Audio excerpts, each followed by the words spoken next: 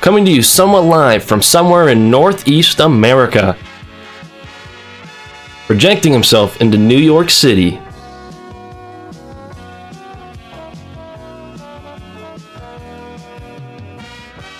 Your host, Pokemon, and his seasonal allergies.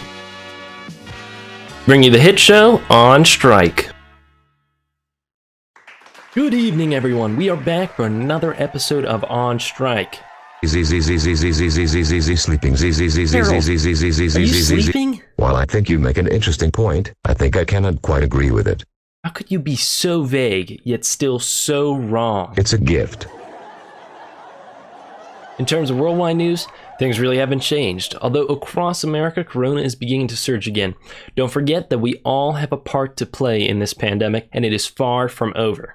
In terms of Marvel Strike Force news, the most recent update has just been released, bringing Emma Frost, Beast, and Squirrel Girl, each looking to bring some much-needed love to three prominent teams in Marvel Strike Force. Now, I think it's about time to introduce our special guest. Today, I shall be talking with Dutch, an Alliance War entrepreneur. Dutch is incredibly knowledgeable in all things Alliance War, from viable counters to the act of punching up. Let's hope today we can learn some valuable tips about Alliance War from him. Everyone, please give Dutch a big hand. Hey guys, I am back with Dutch. Today we're going to be doing what we do with every host. We'll be asking him 6 questions and we're going to play a game halfway through. How are you doing, Dutch? I'm great tonight. How are you doing? I can't complain. So, as always, 3 questions focused around Marvel Strike Force.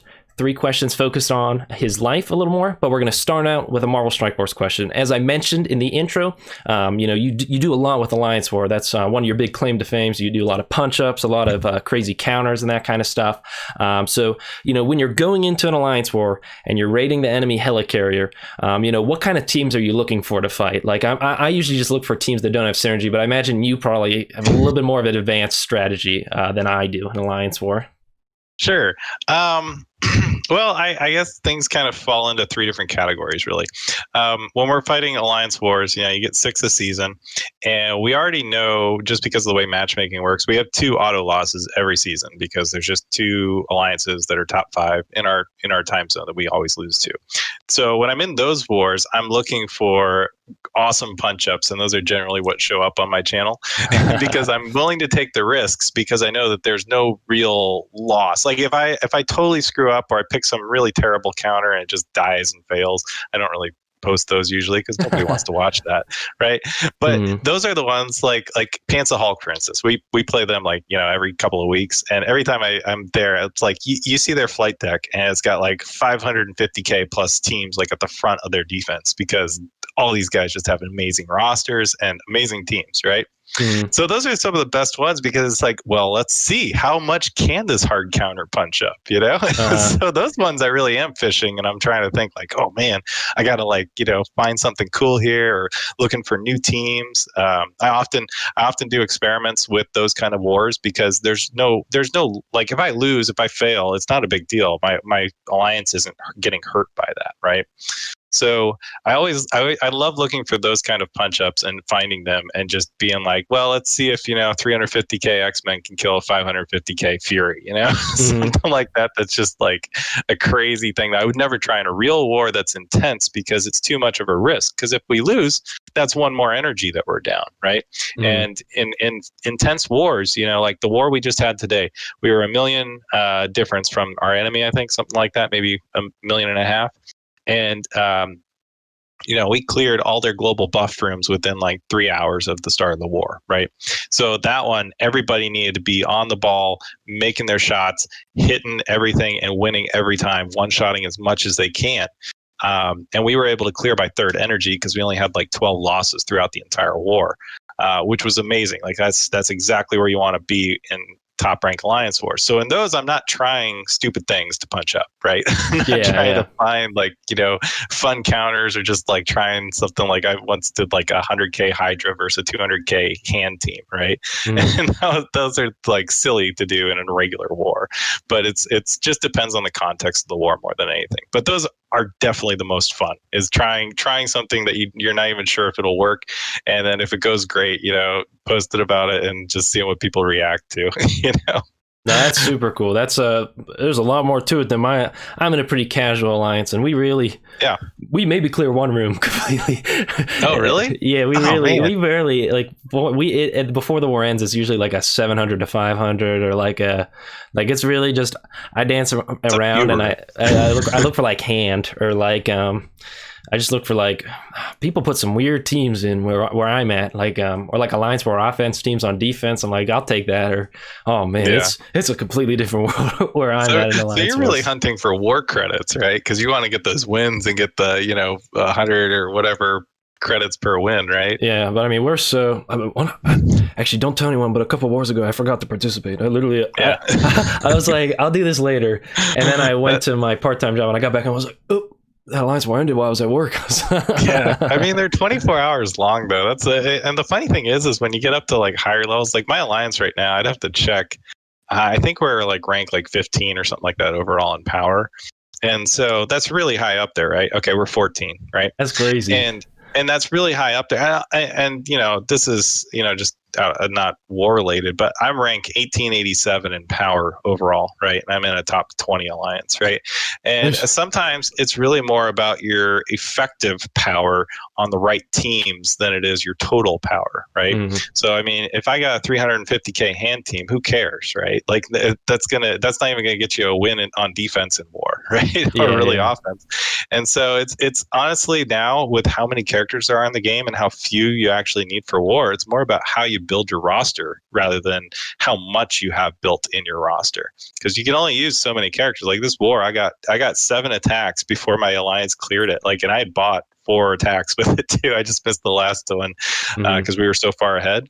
And so I got to use 40 characters on defense and 35 on offense, right? That's only 75 characters, like 135 or 140 characters in this game now. So I got to use basically like half of my roster in this entire. We have so much roster now to choose from. You really have to pick and choose who you want and build those right teams in order to be really effective in war. And that's generally what I try to focus on in my videos is more about, here's a way to play this team.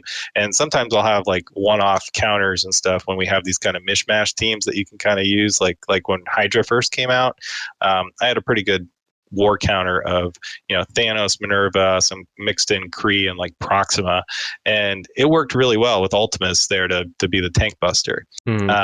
But you kind of have to make those sometimes when you have these broken teams because they aren't quite finished yet, and figure out how to counter other teams with them in order to make use of those characters if they're really good premium characters. Otherwise, I mean, there's tons of characters on bottom of my roster I don't even use anymore. I just don't even look at them. Like they're just there.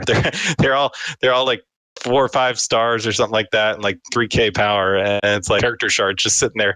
I just haven't bothered to upgrade because there's no reason to. It's just you're never going to use them for anything. So, it is part about picking which teams you want, and then just knowing how to use them effectively to counter the enemy teams that you expect to see.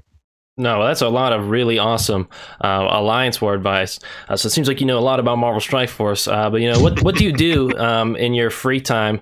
Well, with your life aside from playing Marvel Strike Force very effectively. Yeah, one of my favorite pastimes is drinking, of course. I do that a lot on my streams and stuff. I don't do it in the videos too much because it's not something I can really highlight there. But for streams and stuff, I always like to have a good drink. Right now, I'm drinking Elijah Craig 18 single barrel, which is an amazing bourbon. And I always try to get something interesting here and there. And then a lot of people in chat are also interested in this stuff, so we chat about that too. But I have quite a good bourbon collection and whiskey collection behind me somewhere in these boxes of that we have in the back here. But I like doing that. I enjoy hunting for rare alcohols and stuff and sharing them with friends. I also have a 1.5-year-old, so I love playing with him and taking him out and just doing all sorts of stuff and trying to teach him new things in the world and how to throw a ball. Like we've been working on that lately. And he's a bundle of joy, a lot of fun to play with. But other than that, I also like just gaming in general. It's not just Marvel Strike Force. I've just kind of found a niche in playing this game and making videos about it. This is like the first game I've ever really put to YouTube or Twitch or anything. So I've never really done this like consistently before to make videos and see what people think about them and get it out there.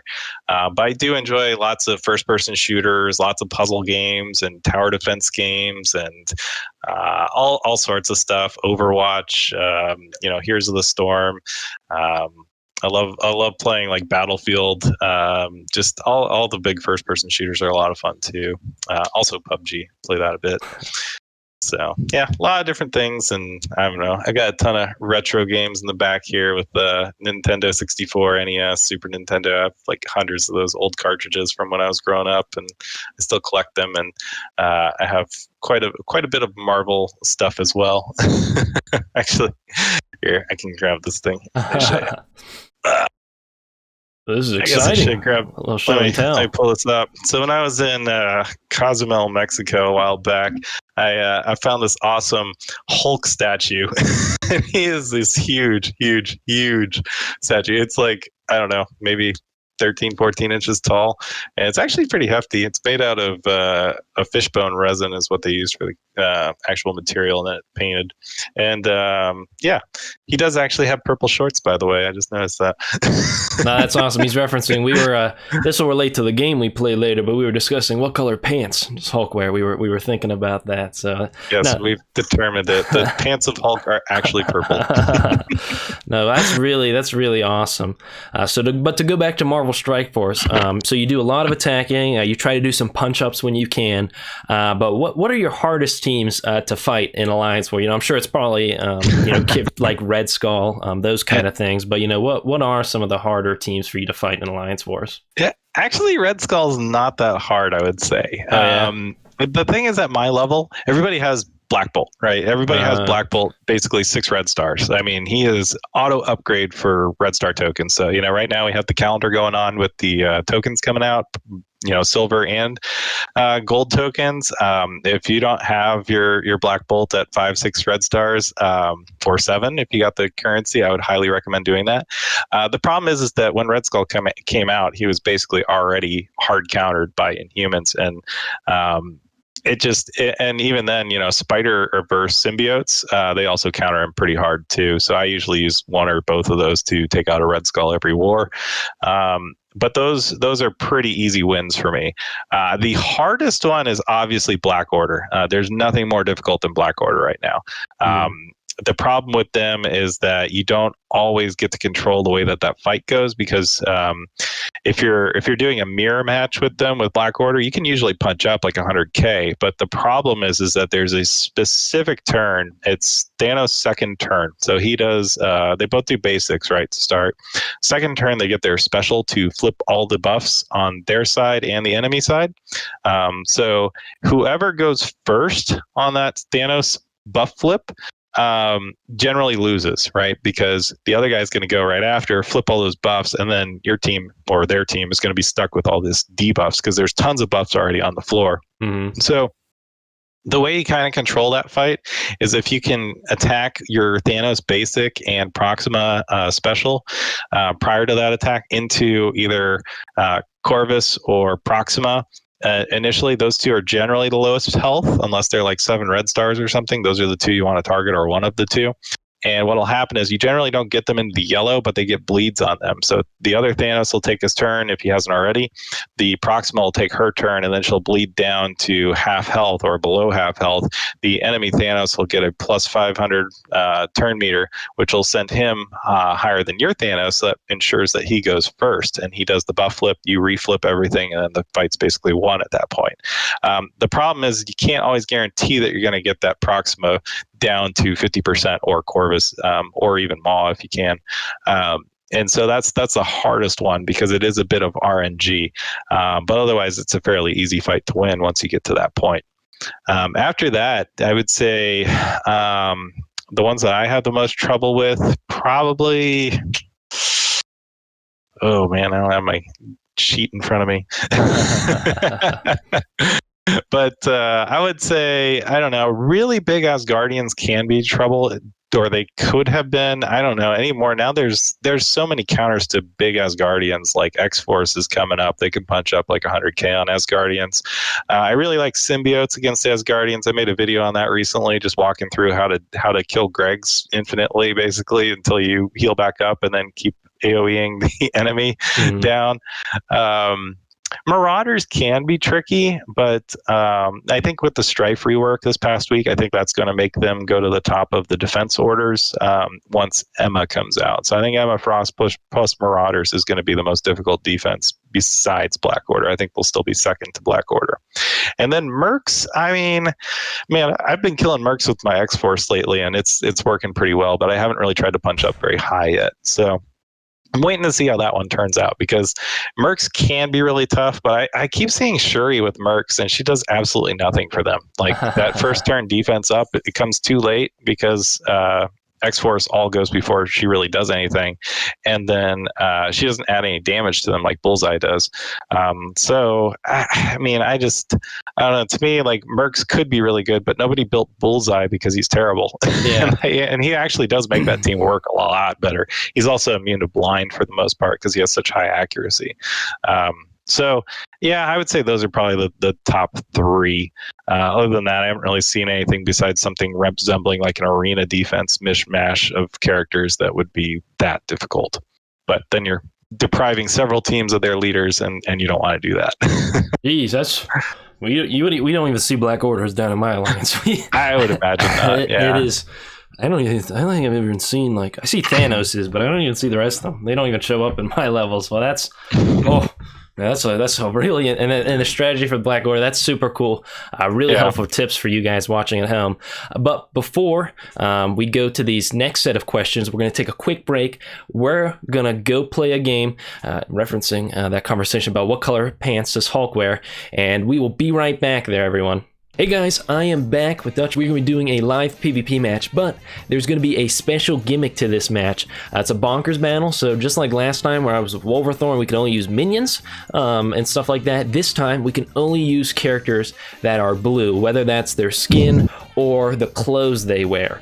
So we're going to be banning the Hydra characters to start out because they do not have any blue on them because they are green. And then we will be going in and picking blue characters. So we have developed a list of who we consider blue. And I think there's some fun picks of who's blue and who's not. There's the obvious Kree, but there's some deeper cuts of blue characters that you might not expect. And it looks like I get to go first. So the question is... Congratulations. If I pick too good of a character, man... That means you're gonna get to pick two characters next. I gotta make this count. Yep. You gotta make it count. All right. I've seen this. I've watched a couple of PvP battles. I've seen this work before. All right, Cable. He became a bit of a monster in PvP ever since his buff. Like he can pretty much go twice. Yeah, because it is basic. Yeah, it is pretty nice. Okay. I think I know how to counter him. So I'm going to say... Thank goodness they don't apply Alliance War and Alliance Defense little gimmicks in it. Although I do say people want that, and I think that'd be nice if they had the option for it. We can't use characters... Wait a second. Where is he? You have to have them gear tier 9 to use them in a balanced draft. Do we both have to have them gear tier 9? I don't think so, because I... Oh my gosh, what is going on? Yeah, I think it's for you. You only need the gear tier 9 characters, and they're organized alphabetical order. This one here. That's one blue character. That was somebody I did have in mind. She's always helpful. Minerva's good. Oh, I'm sorry, I haven't favorited. That's why. Derp. I forgot about that versus favorite thing. I don't do a whole lot of versus, honestly.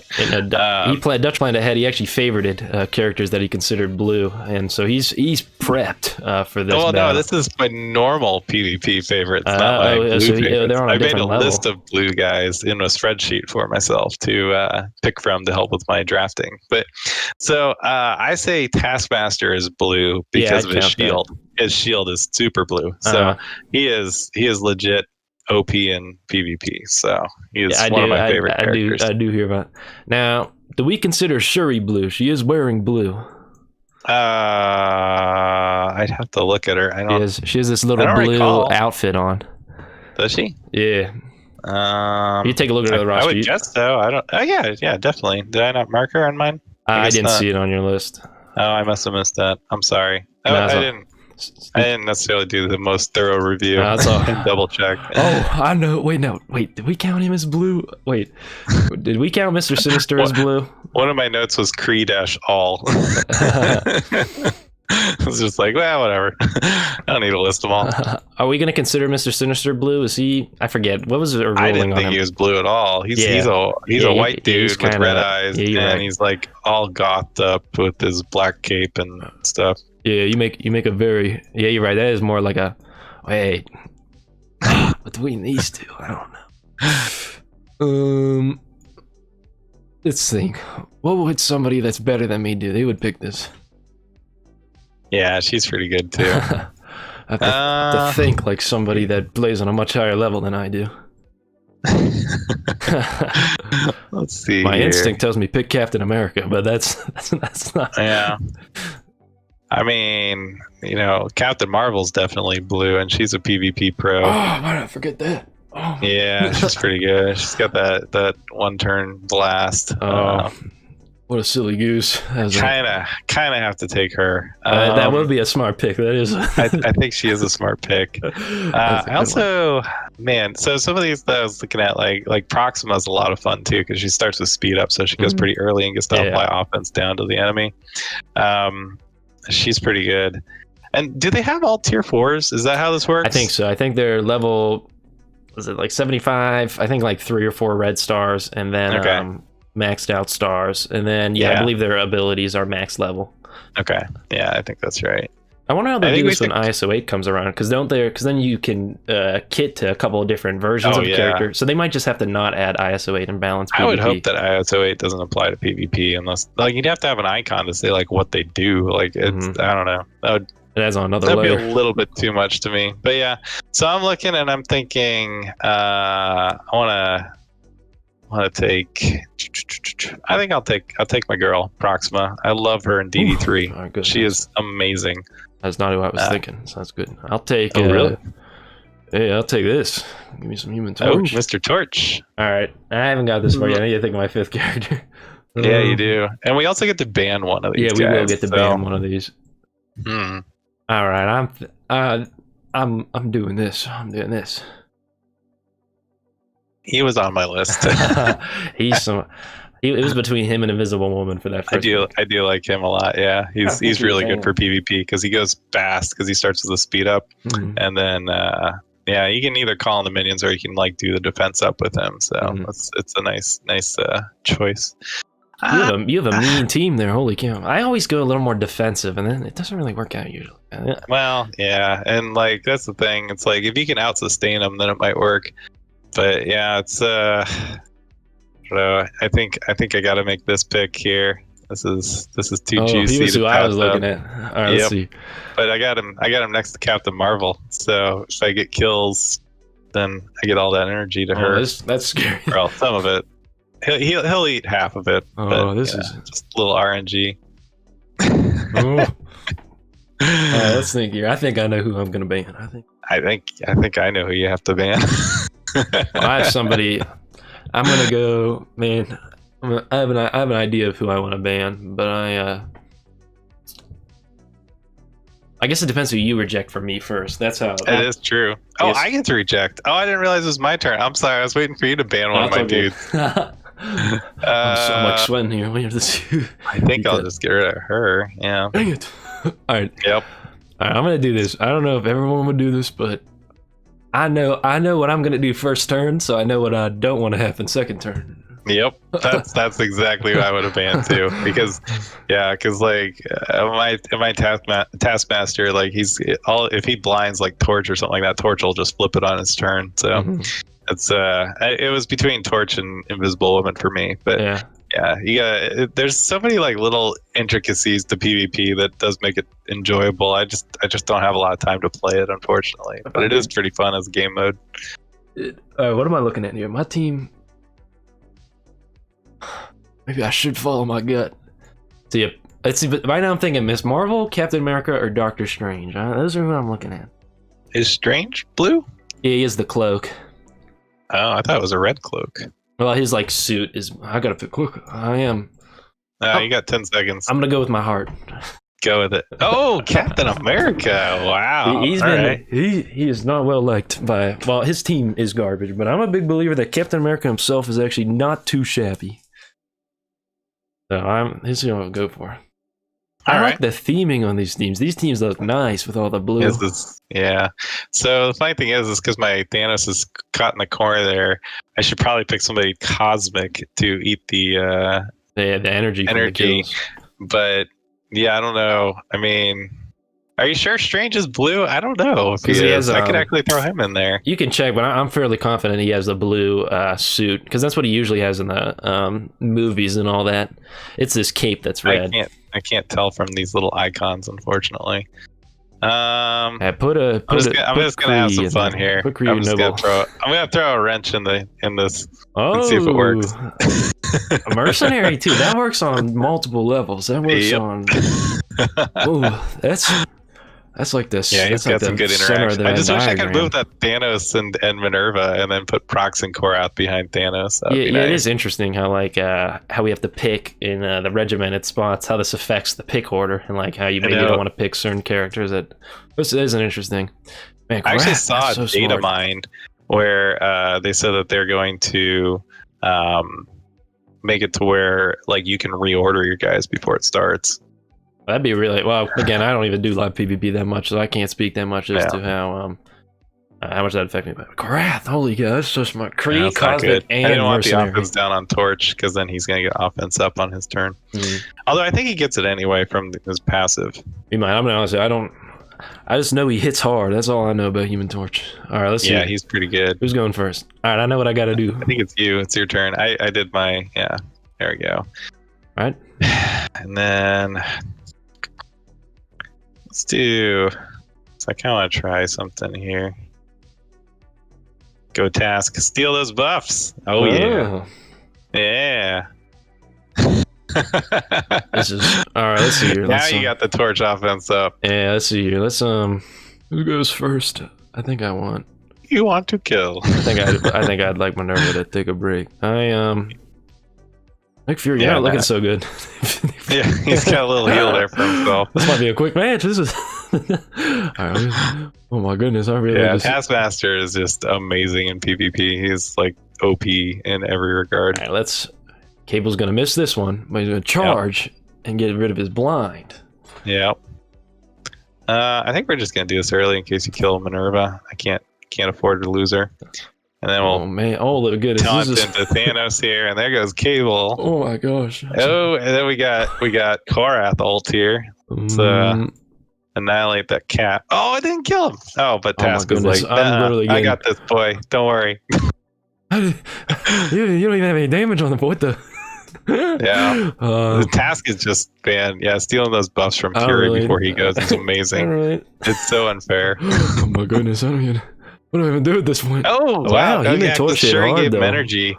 And now, she's almost dead, but you're still stuck on Thanos. Human Torch really did do a lot of damage there. Let's stun this dude. Oh my goodness. And then we'll stun this dude too. It'll be a quick bonkers battle this week. Holy cow.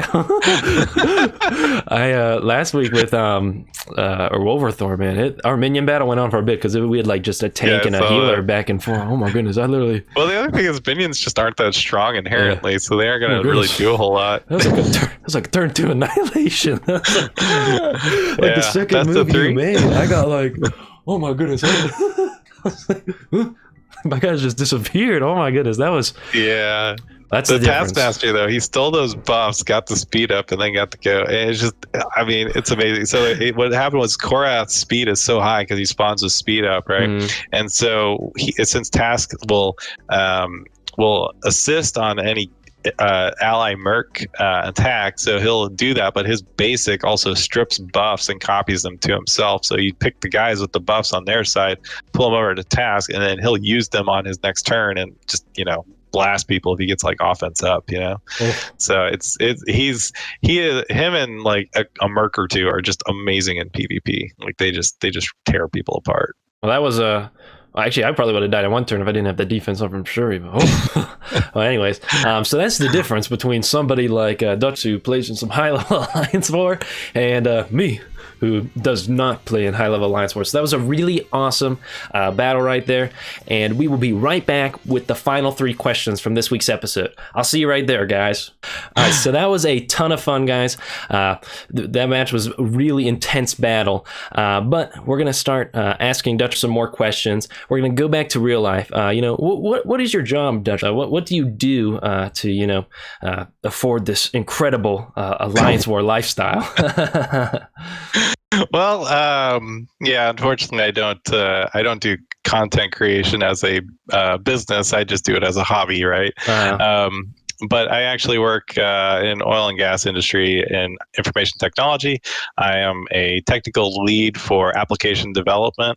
And what I do is I'm a Scrum Master. I do all the sort of design and nuts and bolts for applications as they're developed for our company and how they service our customers within the company. And I do management of several different applications that support thousands of different users out in the field and in the office, because we have a widespread set of assets that need to be supported. And information technology is definitely a huge driver in the oil and gas industry and how we produce energy and support the people that do produce it and make their jobs as easy as possible and as quick as possible so that they can focus on what they need to do.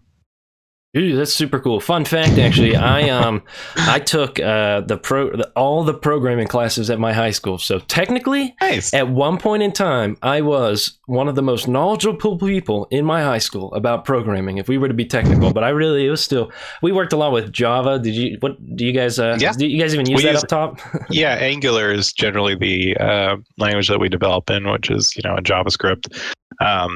But yeah, it depends. I also support some vendor applications as well. It depends on the purpose of the app as to what we choose to be the solution. And there's a lot of factors that can go into it, like the budget, what's the scope, how many users do we expect, what's the infrastructure like, what can it sustain, what can it support. There's a whole huge process that goes into request for proposal on certain issues or any sort of problems that we're trying to solve. And sometimes we do it internally, sometimes we do it externally, sometimes just off the shelf kind of software, depending on what the scope of the problem is and what we're trying to do. So there's a lot of factors and integrations and how does it work with other apps that exist within our company. And you just have to consider a lot of different things whenever you're building a software platform that's used by hundreds or even thousands of users. Wow, that's a lot of that's way more intense than what I just made some stuff walk in circles or something like that. Hey, that's the start, man. You got to do the Hello World apps before you get to the bigger stuff. And it's all when it comes to like application development and all that. There's simple apps and there's tough apps, and the only way you learn is by trying different things and screwing up and debugging and redoing things.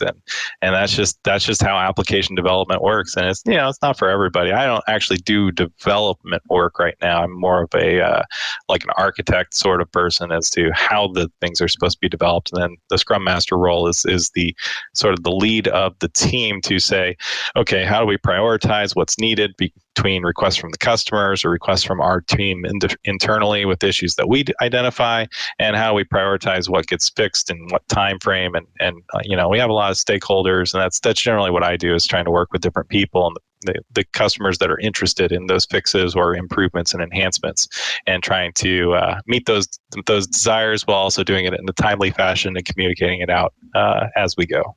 That's really cool. So it sounds like you do some you architect these new apps, but what kind of Alliance War offense teams do you architect? Is that the right way to use that? You create sure. Like an architect, so you do a lot of Alliance War. What kind of teams are you using on offense a lot of the time? Yeah, so it's kind of funny. I mean, with the game as it is right now, the MSF is a bit limited in scope into how we can sort of theory craft and design teams, because we only have about 30 blitz squads to work with. Mm-hmm. And for somebody like me who's really intense with this game, I play it, all the time. Like, I never miss a day, right? Yeah. I'm currently doing X-23 Blitz, and I'm at 26 million points and counting, and we still got a day to go. So I'm shooting for top 2,000. Wow, And that's awesome. the thing is, for me, I set up my save squads, like 90% of them are specifically blitz squads, right? Mhm. And then I have a couple at the bottom that are specifically for raids for U7. And then that's it, because I'm out of squads. Yeah. So as far as Alliance War attacks go, I generally have a couple of staples that I always use, right? There's just certain ones that are just always attack teams. You got X-Men, you've got symbiotes, you've got, Black Order can go either way. I use them on defense right now because I'm in the armory for defense, and I have a huge Black Order. They're like, what is it, 471 or 470? Yeah, 471 natural. It's without war buffs. So that's my biggest team by far. But then I also got some other teams that you just have to use on offense, like Inhumans, F4, Fantastic Four, Brotherhood 2.0, Supernatural. I have X-Force on offense. You have to put them on offense. They don't work on defense. Mhm. Defenders are one of my cleanup teams. So that's the other thing. I have more teams than I can use, right? That's the current problem. I also have AIM and Ultron, of course, and sometimes I combine them. So Mhm. it really just depends on the war. So when you're going through war, you kind of have to get a feel for it, right?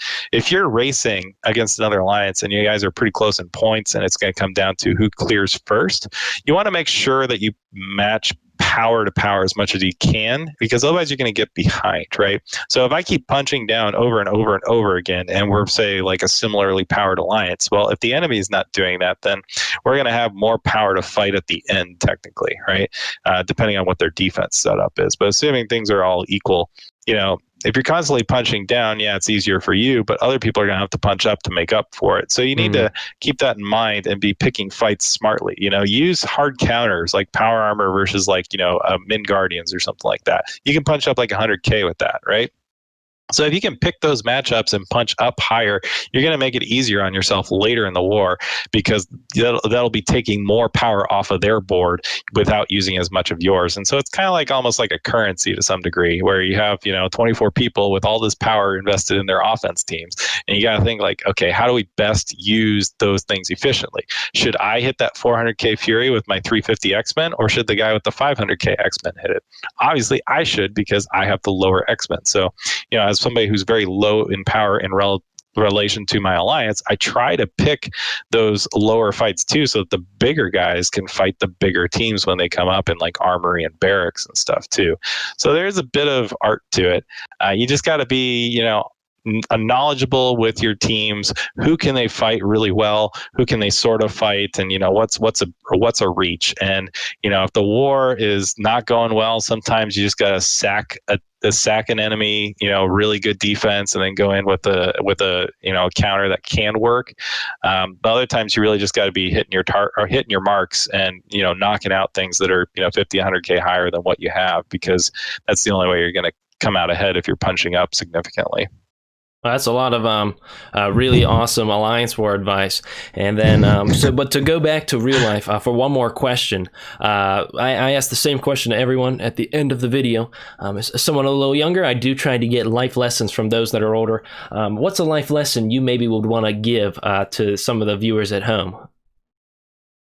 Well, when it comes to jobs and everything, which I know is probably a hot topic right now, given the current state of affairs, you always hear the old phrase of like, if you do what you love, you'll never work a day in your life. And I think that motto is garbage.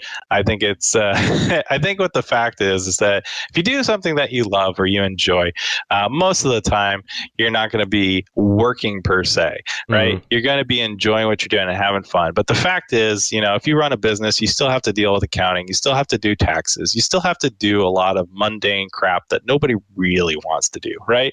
And I mean, it's not always going to be rosy. There are things that you have to just kind of suck it up and deal with. There's going to be trainings and stuff that you may not want to do, or things that you have to learn that you don't really see value in. But because of your profession, you may have to do it. And there may be certifications that you have to get, or things that you have to maintain because, right? and they enable you to do things that you want to do. And I think it's more about figuring out what it is that you want to do, figuring out what enables you to do that, and doing everything in your power to achieve that, regardless of whether or not you enjoy every little bit of it along the way.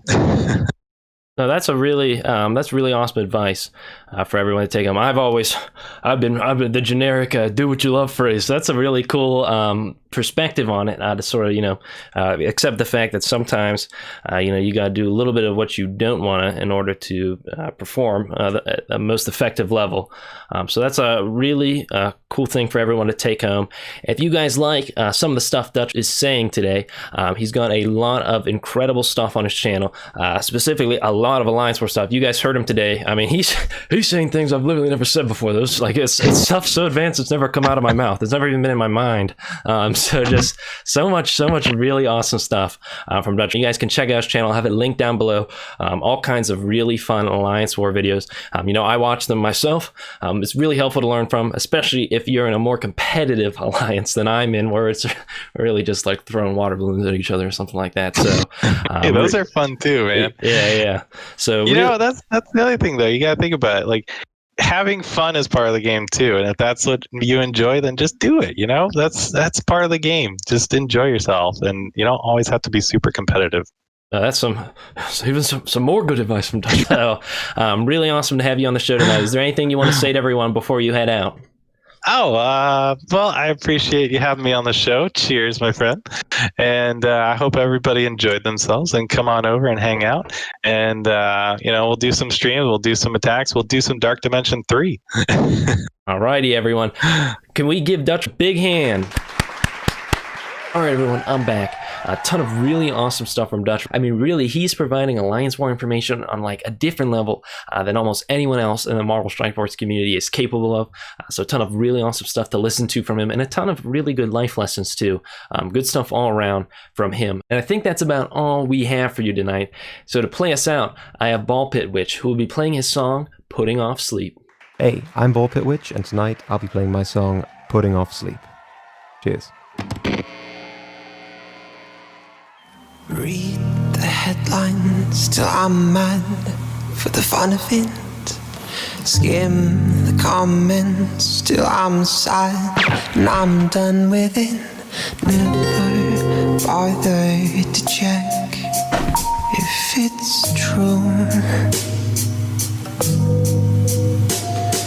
And watching the adverts that Google's prescribing me based on my searches and on lack of privacy, before they beg me to share and subscribe to it too. Refreshing the page, but it's just so repetitive. Who's having fun? Why not make competitive pictures at parties and gold Maseratis galore, and taking a selfie to show that I'm having fun, filtered through Snapchat and sent all to everyone. Read it, curated, but never quite sated with more.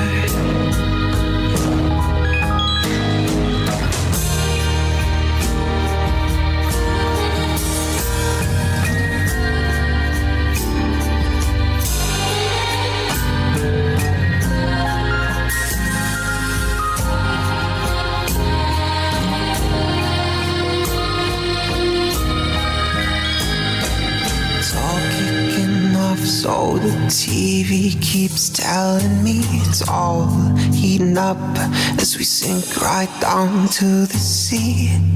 Netflix and chill, we'll ignore it until the coast's clear.